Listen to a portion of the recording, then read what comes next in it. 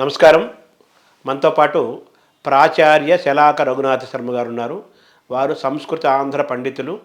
వారు అధ్యాపకులుగా, ఆచార్యులుగా, ప్రాచార్యులుగా, ప్రవచనకర్తగా, గ్రంథ పరిష్కర్తగా, రచయితగా, పండితులుగా మొత్తం యావత్ ప్రపంచంలోని తెలుగువారందరికీ సంస్కృతం వారికి కూడా బాగా ఎరిగిన వ్యక్తి. అటువంటి శలాక రఘునాథ శర్మ గారి జీవిత ప్రయాణాన్ని, వారి సారస్వత ప్రస్థానాన్ని తెలుసుకునే ప్రయత్నం చేద్దాం. సార్ నమస్కారం సార్. ముందుగా మామూలుగా ఆచార్య అంటారు, మీరు ప్రాచార్య అని రాసుకుంటారు కదా. ఈ ప్రాచార్య అంటే ఏంటి సార్ దాని విశేషణం? దాని గురించి ప్రత్యేకించి చెప్పుకోవాల్సిన అవసరం ఉంది. నన్ను చాలామంది ఉపన్యాసాలకు కార్యక్రమాలకు పిలిచినప్పుడు అయ్యా మీ బిరుదులు ఏమిటి అని అడుగుతూ ఉంటారు. నాకు మొదటి నుంచి బిరుదుల మీద వ్యామోహం చాలా తక్కువ. నా పుస్తకాల మీద ఏమీ రాసుకోను, శలాక రఘునాథ్ శర్మ అనే ఉంటుంది. కానీ వాళ్ళు అడిగేటప్పుడు ఏదో ఒక బిరుదు మాకు కావాలి, మేము కరపత్రికల్లో వేసుకోవడానికి దానికి అని అంటూ ఉండేవాడు. అంటే చాలా జాగ్రత్తగా ఆలోచించి నాకు చాలా బిరుదులు ఉన్నా ప్రాచార్య అని పెట్టండి అన్నాను. ప్రాచార్య అనేది వాళ్ళ దృష్టిలో బిరుదు, నా దృష్టిలో అది పొజిషన్. ప్రాచార్య అనే శబ్దానికి రిటైర్డ్ ప్రొఫెసర్ అని డిక్షనరీ మీనింగ్. నేను విశ్వవిద్యాలయంలో ప్రొఫెసర్గా పనిచేసి రిటైర్ అయినాను కనుక నేను ప్రాచార్యుడిని. అంటే విశ్రాంత ఆచార్యులు. ప్రాచార్యుడు అంటే ప్రగత ఆచార్య అని, అంటే ఆచార్య స్థానంలో ఉండి ప్రస్తుతం విశ్రాంతి తీసుకుంటున్నవాడు అని ఆ శబ్దానికి అర్థం అన్నమాట. అంటే ప్రగత అంటే గతించినదని, అంటే అయిపోయినదని, పూర్వమని. పూర్వ పండితుడు అని అంటారే. ఒకప్పుడు బాగా పండితుడిగా ఉండేవాడు, ఇప్పుడు విశ్రాంతి అనే అన్నట్టుగా ప్రాచార్య. ఆచార్య అనేటువంటిది ప్రొఫెసర్ అనే దానికి మన వాళ్ళు వాడుతున్న మాట. ప్రగత ఆచార్య అంటే ఒకప్పటి ఆచార్యుడు అని, ఆచార్యులుగా పనిచేసిన వారని. రిటైర్డ్ ప్రొఫెసర్ అంటే వాళ్ళను ఆచార్యత్వము, పాండిత్యము, సారస్వత జ్ఞానము, ప్రజ్ఞ ఎక్కడికి పోవు. అవి పూర్వపక్షము ఎప్పటికీ ఉంటాయి. కానీ ఒక ఉద్యోగంగా ఆచార్య పదవిలో ఇప్పుడు లేరు, విశ్రాంత ఆచార్యులు. తర్వాత ఆచార్యులలో గొప్పవాడు అనేటువంటి అర్థం కూడా ఒకటి ఉంటుంది. ఇప్పుడు విశాఖపట్నంలో మా స్నేహితులే వేదుల సుబ్రహ్మణ్య శాస్త్రి గారు, అవును, మా ఆచార్య సార్వభౌమ అని ఆయనకు బిరుదు ఇచ్చారు. అవును, అది గొప్ప బిరుదమే. కానీ అంతంత బిరుదం భరించే శక్తి లేక నేను ప్రాచార్య అన్నాను. అది బరువుగా ఉంది, హెవీగా ఉంది అది. సో ప్రాచార్య అంటే ఆచార్యుల్లో కూడా ఇంకా గొప్పవారు ఒక అర్థము. నెక్స్ట్ ఒకప్పుడు ఆచార్యులుగా పనిచేసిన విశ్రాంత ఆచార్యులు. ఇప్పుడు ప్రముఖ, ప్రధాన మొదలైనటువంటి శబ్దాల్లో అనేటువంటిది విశిష్టమైన అనేటువంటి అర్థాన్ని ఇస్తుంది కదా. ఆ రకంగానే ప్రాచార్య అంటే విశిష్టత, ప్రత్యేకించి కొంత వైశిష్ట్యం ఉన్నటువంటి వ్యక్తి అనేటువంటి అర్థాన్ని కూడా ఇస్తుంది ఆ శబ్దం. కానీ ప్రాథమికంగా ప్రాచార్య అంటే రిటైర్డ్ ప్రొఫెసర్. ఒక విశేషార్థం ఉంది, ఒక అర్థము ఉంది, రెండు ఉన్నాయి. అంటే మీకు వ్యాఖ్య చేయడం అలవాటు కాబట్టి అర్థము, ప్రతిపదార్థము, తాత్పర్యము, తర్వాత విశేష వ్యాఖ్య చేస్తారు కదా. అవును. సో కాబట్టి దాని అలా చూడాలి. నేను నా అంతటి నేను ఒక బిరుదుల లాంటిది తగిలించుకుందామని చాలా కాలంగా కోరిక ఉంది. ఏమిటంటే ఆర్షభావన, ఆర్ష వ్యాఖ్యాన విశారద. ఆర్ష అంటే వేద సంబంధమైనటువంటి వాంగ్మయాన్ని వ్యాఖ్యానం చేయటంలో నేర్పు ఉన్నవాడు, ప్రతిభ ఉన్నవాడు అనేటువంటి అర్థం. నేను మొదటి నుంచి చేస్తున్న పని అదే. శృతులు, స్మృతులు, పురాణాలు, వాటి మీద వ్యాఖ్యానంగా అనేకమైనటువంటి గ్రంథాలు రాస్తూ ఉండేవాడిని. వ్యాఖ్యానం అంటే అర్థం ఏమిటంటే మూలకర్త ఋషుల యొక్క అభిప్రాయాన్ని 10 మందికి తెలియజేసేట్టుగా మన భాషలో చెప్పడం, విపులంగా. అది ఆర్షవాగ్ వ్యాఖ్యాన దీక్షిత అని నన్ను నేను అనుకుంటూ ఉంటాను.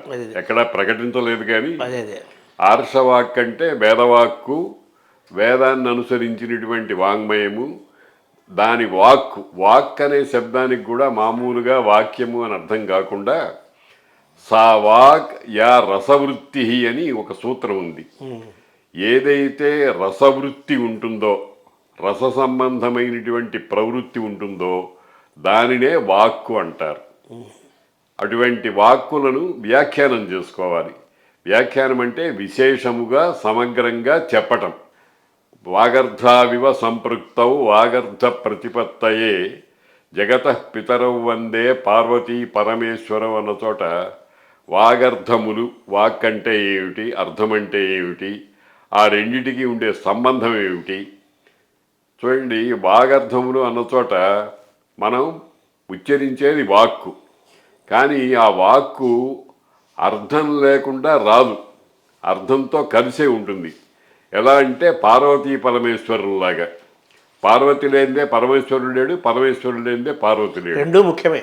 కాబట్టి మనం వాక్కుని ప్రయోగిస్తాము, మనస్సు వెంటనే అర్థం దగ్గరికి వెళుతుంది. ఉదాహరణకి అన్నం తీసుకురా అన్నాం అనుకోండి, అన్నము అనేది అన్నం అనే పదార్థాన్ని దగ్గరికి వెళ్ళిపోతుంది. అంతేగాని మూర్ఖుడైన వాడైతే అన్నం తీసుకురా అంటే అకార నకార నకార అకార కాగితం మీద రాసుకొచ్చి తీసుకొచ్చి ఇస్తాడు అనుకోండి, అవి అర్థం కాదు. అవును. కాబట్టి వాగర్థాలు విడదీయరాని సంబంధాలు ఉన్నటువంటివి అన్నమాట.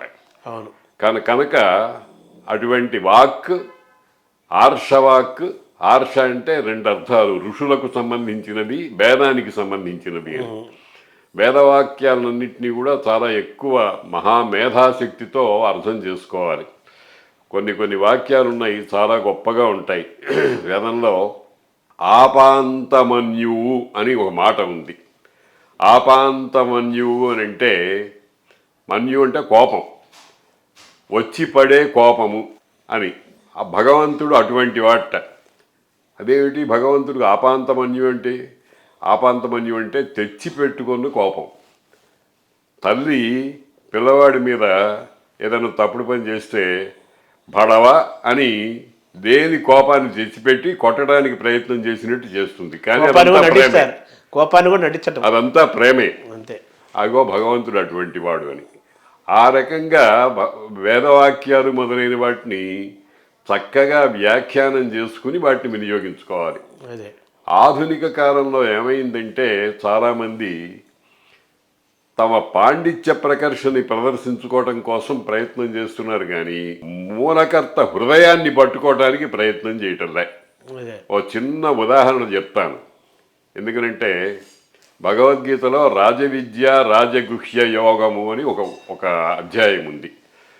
రాజవిద్య అనేదానికి ఈ మధ్యన ఒక ఆయన, ఒక గొప్ప పండితుడు, విమర్శకుడు, రాజవిద్య అని అంటే రాజులకు సంబంధించిన విద్య, రాజులకు సంబంధించిన రహస్యాలు, దాన్ని భగవద్గీతలో చెప్పారు కనుక భగవద్గీత సామాన్య జనానికి కాదు అని ఒక భయంకరమైనటువంటి అపార్థాన్ని చెప్పాడు. నిజానికి రాజ విద్య అనే దానికి విద్యానాం రాజా, గుహ్యానాం రాజా, విద్యలలో రాజు అంటే అన్నిటికంటే గొప్పది, గుహ్యము అంటే రహస్యము, దాచిపెట్టదగినది, దానిలో గొప్పది రాజు అయినటువంటిది. వ్యాకరణ శాస్త్రంలో రాజదంతాదిషు పరం అని ఒక సూత్రం ఉంది. రాజదంత అంటే రాజుగారి దంతం అని కాదు, దంతములలో రాజు లాంటిది. ఈ వెనకాల ఉండేటువంటి బాగా ఒత్తుగా మందంగా ఉండేటువంటి దంతాలు ఉంటాయి, వాటిని రాజదంతం అంటారు. కానీ ఇది వ్యాకరణ మర్యాద తెలియనటువంటి వాళ్ళు రాజదంతం అంటే రాజుగారి దంతం అనుకుంటారు. రాజవిద్య అంటే అట్లాగే అనుకున్నాడు ఆయన. అంటే వాక్కుని అర్థాన్ని అన్వయం చేయడంలో ఇంత స్పష్టత ఉండాలి. ముఖ్యంగా వ్యాకరణ శాస్త్రజ్ఞానం ఉండాలి. వేద అంగములు 6 ఉన్నాయి: శిక్ష, వ్యాకరణము, ఛందస్సు, నిరుక్తము, జ్యోతిషము, కల్పము అని. చక్కటి లోతైనటువంటి నిశితమైన పాండిత్యం లేకుండా వేదవాక్యాల దగ్గరికి వెళితే ఆ వేదం భయపడి చచ్చిపోతుంది, నన్ను హింసిస్తాడు అని. ఇప్పుడు చాలామంది చేసే పని అదే.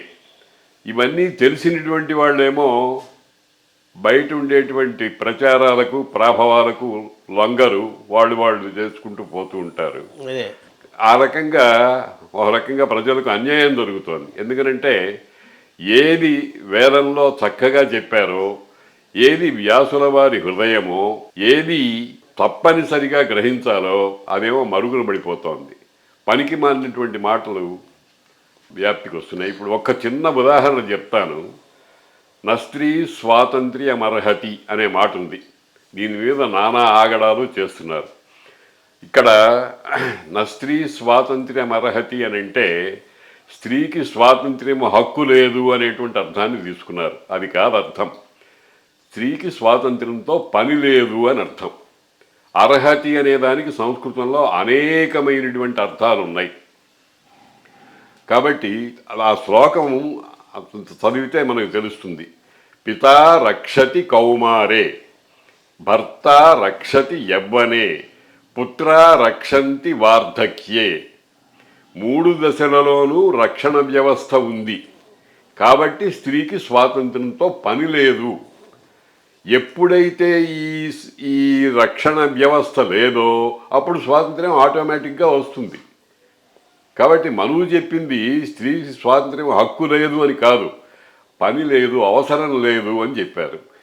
ఈ శబ్దం అర్థము, ఈ సంప్రదాయము తెలియక ఇప్పుడు నిన్న కూడా మరి పార్లమెంట్లో మనుస్మృతిని అక్కడ తీసుకొచ్చి ఈ అంబేద్కర్ కనుక లేకపోతే మనుస్మృతి మన రాజ్యాంగం అయిపోయేది అని రాహుల్ గాంధీ గారు టేబుల్ మీద వేసి కొట్టాడు. మనుస్మృతి ఏం అపకారం చేసిందో నాకేం తెలియదు.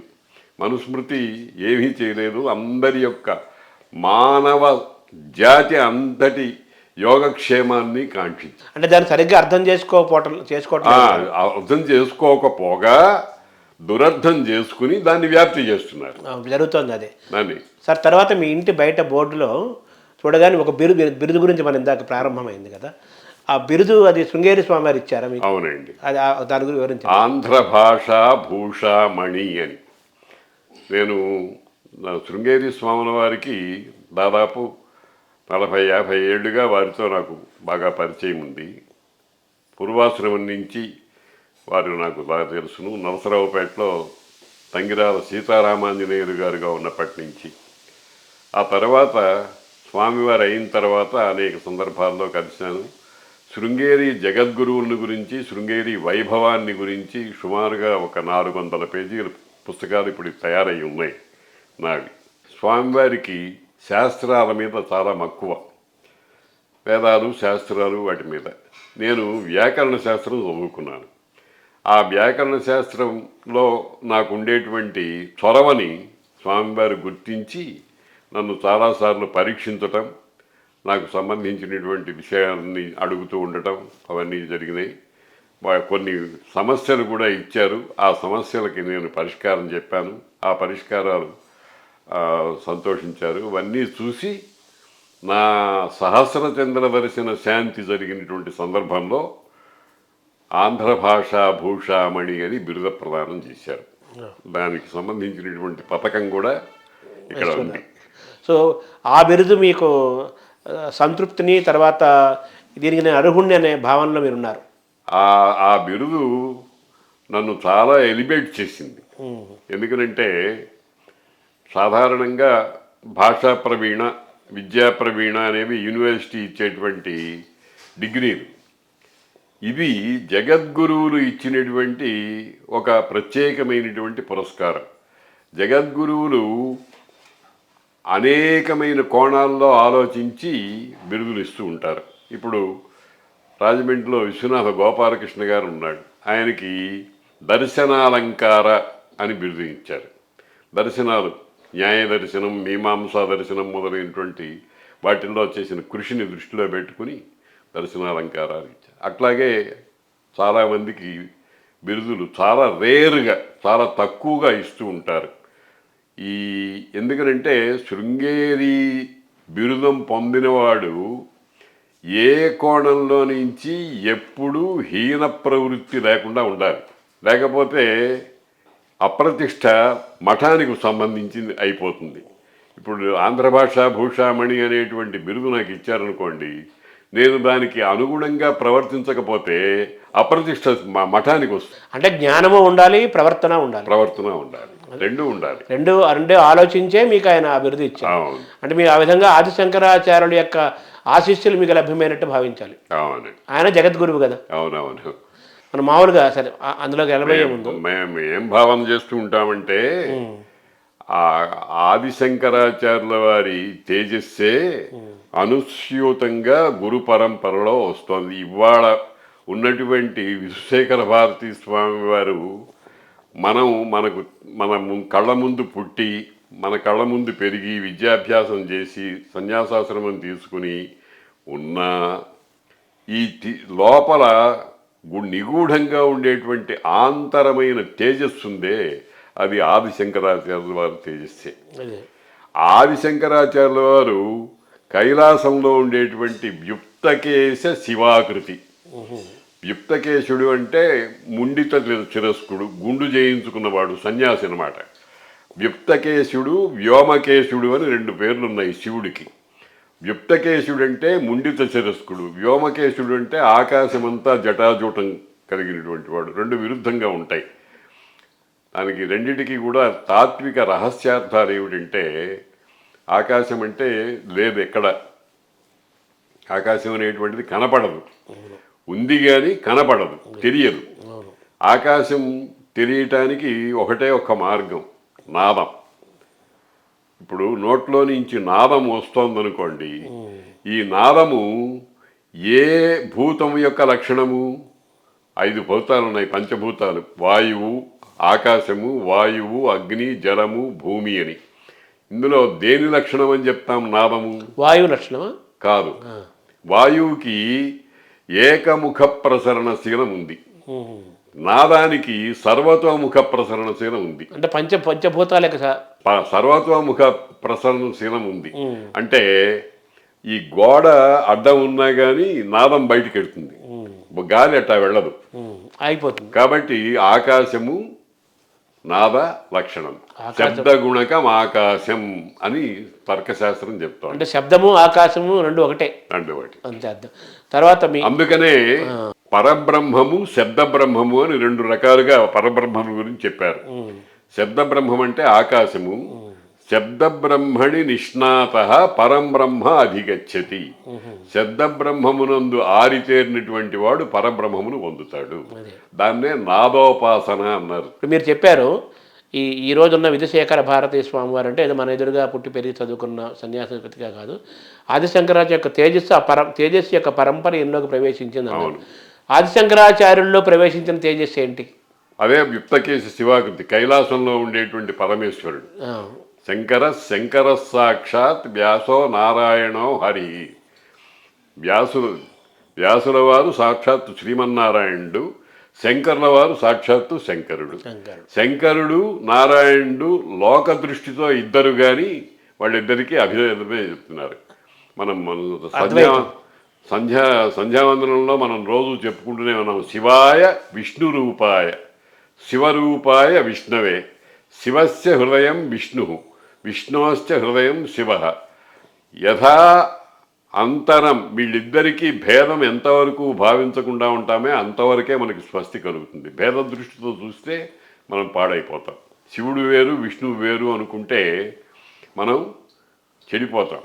యథాంతరం నపశ్యామి తథా, వాళ్ళిద్దరూ ఏకరూపంగా ఉంటారు అని శాస్త్రాలు చెప్తున్నాయి. అన్నిటికంటే గొప్ప ప్రమాణం ఏమిటంటే శబ్ద ప్రమాణం. మామూలుగా ప్రత్యక్షము, అనుమానము, ఉపమానము, శబ్దము అని 4 రకాలైనటువంటి ప్రమాణాలు ఉన్నాయి. ఇందులో అన్నిటికంటే శక్తిమంతమైనటువంటి ప్రమాణం ఏమిటి అంటే శబ్ద ప్రమాణం. శబ్దం అంటే ఆప్తవాక్యం, ఋషివాక్యం, వేదవాక్యం. ఆ వేదవాక్యం ఏం చెప్తోందంటే శివుడు విష్ణువు వేరు కాదు అని చెప్తోంది. కొంతమంది వేరే వేరే ఏవో కారణాలు అవి చూసుకుని వాటిని ఏమంటారంటే మా దేవుడు వేరు, మా దేవుడు వేరు. మీ దేవుడు మా దేవుడు లేడు, ఉన్నది ఒకటే దేవుడు. ఆయనకే ఆయన నిజానికి నామరూపాలు లేవు, కానీ ఉపాసకానాం కార్యార్థం బ్రహ్మణో రూపకల్పన అని శాస్త్రం చెప్తాను.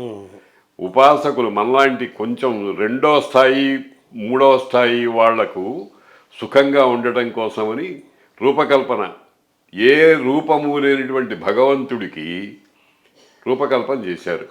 అలా రూపకల్పన ఎవడికి ఇష్టం వచ్చినట్టు వాడు చేసుకున్నాడు. అయితే అదంతా కూడా సత్యమే. ఎందుకనంటే మనం ఒక బొమ్మను వేస్తూ ఉంటాం. బొమ్మలు దానికి ఏదో మూల రూపం ఉంటుంది. ఆ బొమ్మ వేసినప్పుడు మామూలుగా స్వరూపం కంటే కొంచెం ప్లస్ సంథింగ్ పెడుతూ ఉంటాం. ఇప్పుడు ఆడవాళ్ళ కళ్ళు చూడండి, ఆకర్ణాంత విశాల నేత్రములు అని అంటూ ఉంటారు కావ్యాల్లో. ఈ చెవుల దాకా ఉండేటువంటి నేత్రాలు అంటే బాగా పెద్దగా విశాలంగా ఉన్నాయి అని. అవి అందం, సౌందర్యం. కానీ ఎక్కడైనా లోకంలో చెవుల దాకా కళ్ళు ఉంటాయా? ఉండవు. కానీ ఉంటే ఎట్లా ఉంటుందో దాన్ని వర్ణిస్తాడు కవి. సార్, ఇప్పుడు గురువుల గురించి మాట్లాడారు మీరు. మనం జగద్గురువులు అనగానే శ్రీకృష్ణ పరమాత్మ, అదే ఎందుకు భావన చేసుకోవాలి? ఒక్కొక్క ఇతరులను మనం కాదంటానికి కాదు. ఇప్పుడు రామానుజులు మొదలైనటువంటి వాళ్ళు ఉన్నారు. వాళ్ళందరూ కూడా జగద్గురువులే, జగత్తుకి అంతటికీ క్షేమంగా అందించడం అంటే. కానీ ఈ ముగ్గురు ఏం చేశారంటే, వాళ్ళు మా ముద్ర వేయించుకోండి, మా ముద్ర వేయించుకుంటేనే మీరు మా ఫోల్డ్లోకి వస్తారు అన్నట్టుగా వ్యవహరించారు. కానీ కృష్ణుడు కానీ, కృష్ణద్వైపాయనుడు కానీ, శంకరాచార్యుల వారు కానీ అట్లా అనలేదు. మీరు దానికి ఒక ప్రమాణవాక్యం కూడా ఏమిటంటే, భగవద్గీతలో మీరు ఎక్కడన్నా చూడండి, ఏ జనాహ, ఏ నరాహ, ఏ మానవాహ అని ఉంటుంది. కానీ ఏ బ్రాహ్మణాహ, ఏ శూద్రాహ అనే మాటలు ఉండవు. నరులు మొత్తం మానవ జాతి, వాడు ఏ దేశం వాడైనా, ఏ కాలం వాడైనా సరే. అదిగో ఆ రకంగా విశాలమైనటువంటి దృక్పథంతో వ్యవహరించినటువంటి వాడు కృష్ణ వాసుదేవుడు, కృష్ణద్వైపాయనుడు. కృష్ణద్వైపాయనుల వారికి విశాల బుద్ధి అనేటువంటి ఒక మాట ఉంది. ఆయన ఎంత విశాల బుద్ధి అంటే, బజార్లో కుమ్మరి పురుగులాగా భయపడుతూ రోడ్డు మీద వెళ్ళేటువంటి దాన్ని గురించి కూడా రాశాడు ఆయన. అంటే మొత్తం జీవరాశి గురించి 84 లక్షల జీవరాశుల్ని దృష్టిలో పెట్టుకున్నారు. అక్కడ నరుడు అని కాదు, అందులో అంటే జంతువునాం నరదలను దుర్లభం కనుక.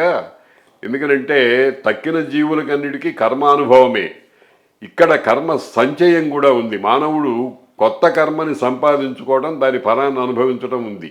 వాటికి అట్ట కాదు, పూర్వజన్మలో చేసినటువంటి కర్మ ఫలాన్ని అనుభవించడం వరకే వాళ్ళ ధోరణి. అవి అనుభవించిన తర్వాత వాళ్ళకి ప్రమోషన్ వస్తుంది. మానవుడికి అట్టా కాదు, వీడు జారతాడు, ఎక్కుతాడు పైకి, అన్నీ ఉంటాయి, రెండూ ఉన్నాయి. మనం మామూలుగా ఒక మాట అంటూ ఉంటాం తెలుగులో, చెట్టెక్కి చేతులిడు గణనాథ, నువ్వు పడకపోతే ఒట్టెట్టు గణనాథ. ఇప్పుడు చెట్టు ఎక్కడానికి ప్రయత్నం కావాలి కానీ పట్టడానికి ఏం ప్రయత్నం అక్కర్లేదు, ఆటోమేటిక్ పడిపోతాడు. చెట్టు ఎక్కడానికి మాత్రం చాలా ప్రయత్నం చేయాలి. ఆ ఎక్కడం కానీ పట్టం కానీ అనేటువంటిది మనిషిలోనే ఉంటుంది. రెండు తక్కిన జంతువులన్నీ పడ్డాయి, అట్లా ఉన్నాయి.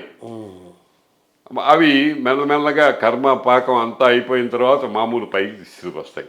మానవుడు ఎట్టా కాదు, ఇతడు పుణ్యము సంపాదిస్తాడు, పాపము సంపాదిస్తాడు. పుణ్యఫలానుభవము ఉంటుంది, పాప ఫలానుభవం ఉంటుంది. వాటికి ఒక పాప ఫలానుభవం మాత్రమే ఉంటుంది. దాని నుంచి మెల్లమెల్లగా పైకి గట్టెక్కుతూ ఉంటాయి. మనిషి అట్టా కాదు. అందుకనే మనిషిని గురించి నేను ఏం చెప్తూ ఉంటానంటే, మనిషి అంటే = సర్వజంతు సమాహారము. అంతే, అన్ని జంతువులు మనిషిలో ఉన్నాయి, లక్షణాలన్నీ ఉంటాయి. దానికి ఒక ప్రమాణం కూడా మనం తేలిగ్గా చూడొచ్చు. కుక్కలాగా మొరగగలడు, గాడిదలాగా ఒంటర పెట్టగలడు, ఏనుగులాగా ఘీంకరించగలడు. ఏనుగు ఏనుగే, కాకి కాకే, మనిషి అన్నీ కలిస్తాయి. సార్, ఇది జగద్గురువుల గురించి మనం మాట్లాడుతున్నాము. శ్రీకృష్ణ పరమాత్మని జగద్గురువుగా చూడటానికి ఆయన మనకు అందించిన భగవద్గీత ప్రధానంగా తీసుకోవాలి. భగవద్గీత. అలాగే వ్యాసుడేమో భారతాన్ని, పురాణాలను ఇవ్వటం వల్ల ఆయన గురువుగా భావిస్తారు. శ్రీకృష్ణ వాసుదేవుడు చెప్పినటువంటి భగవద్గీతలో ఉండేటువంటి ఒక్కొక్క విషయాన్ని బ్రహ్మాండంగా అందరికీ ఏ విధంగా చెప్తే అర్థమవుతుందో ఆ విధంగా వ్యాఖ్యానం చేశారు వ్యాసుల వారు. ఇతిహాసం కూడా రాశాడు కదా ఆయన. బ్రహ్మసూత్రాలు రాశారు. బ్రహ్మసూత్రాలు, తర్వాత భారతము, భాగవతము మొదలైనవి. అంటే అష్టాదశ పురాణాలు ఉన్నాయి, 18 పురాణాలు, బ్రహ్మసూత్రాలు, భారతం, భాగవతం ఇవన్నీ ఉన్నాయి.